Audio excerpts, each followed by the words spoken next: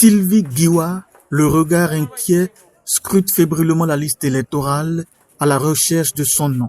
Convaincue d'être au bon centre de vote, elle finit par s'abandonner au chagrin de ne pouvoir accomplir son devoir civique malgré sa présence matinale en ce dimanche 11 janvier 2026.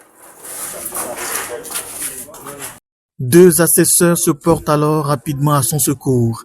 Ils composent le code USSD de l'ANIP, suivi de son numéro personnel d'identification. En un clic, son véritable centre de vote s'affiche à l'écran.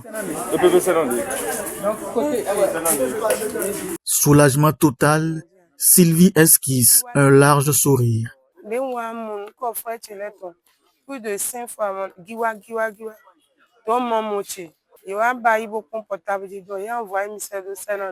Pour Youssouf Rafiou, cette situation illustre à la fois une négligence de certains électeurs, mais aussi des dysfonctionnements dans l'organisation. Je suis rentré ici à 7h moins 2 et je suis resté jusqu'à 7h30 et quelques heures, les bureaux de vote n'étaient pas prêts. Alors, quand ils sont prêts maintenant, c'est que ce qui est le constat, c'est que les deux fiches ne sont pas encore prêtes jusqu'à présent. Jusqu'à présent, après que j'ai voté pour les législatives, pour les communales, les fiches des communales ne sont pas encore là. Ça dit que les gens votent et ils sont obligés d'attendre encore. Et ceux qui partent ne sont pas sûrs de revenir. Dans les premières heures de cette journée électorale, un engouement timide est observé dans les 15e et 16e circonscriptions électorales, comme de coutume un dimanche où une grande partie des électeurs est encore retenue par le culte religieux. Dans les deux circonscriptions électorales, le démarrage du scrutin accuse un retard variant de 30 minutes à près de 2 heures dans plusieurs bureaux de vote parcourus. Pour une première expérience d'élection couplée, le Bénin fait face à des difficultés logistiques sans pour autant entamer la détermination des électeurs. Dame Angèle Agossou, le pouce levé en signe de satisfaction après avoir voté, promet, malgré les obstacles, de sensibiliser et rassurer ses voisins afin qu'ils viennent accomplir leur devoir civique.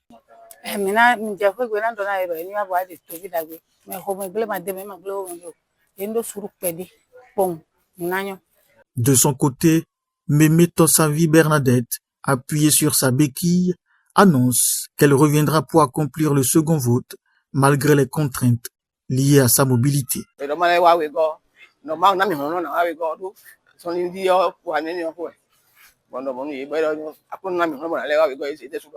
Interrogé sous couvert d'anonymat, un président de bureau de vote qui affirme n'avoir pas connu cette difficulté explique que les deux bulletins de vote n'étaient pas disponibles simultanément dans certains centres de vote parce que les agents électoraux auraient dû vérifier la disponibilité des deux bulletins à leur point d'approvisionnement avant de rejoindre leur centre. Beaucoup ne l'ont pas fait et ont découvert sur place qu'ils devaient retourner faire la queue à l'arrondissement, a-t-il martelé. Aux environs de la mi-journée, au complexe scolaire d'Akwakwa Nord, l'ambassadeur du Bénin au Koweït, Badiro Aguemon, fait son entrée porté par la fièvre électorale. Fidèle à ses engagements en tant que leader de la 15e circonscription électorale, il s'assure que tout se déroule normalement dans chaque poste de vote.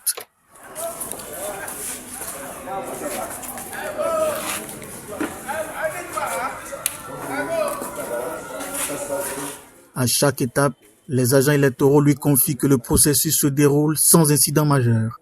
Il ne tarde pas à constater de visu que les bulletins pliés s'entassent de plus en plus dans les urnes, signe d'une mobilisation grandissante.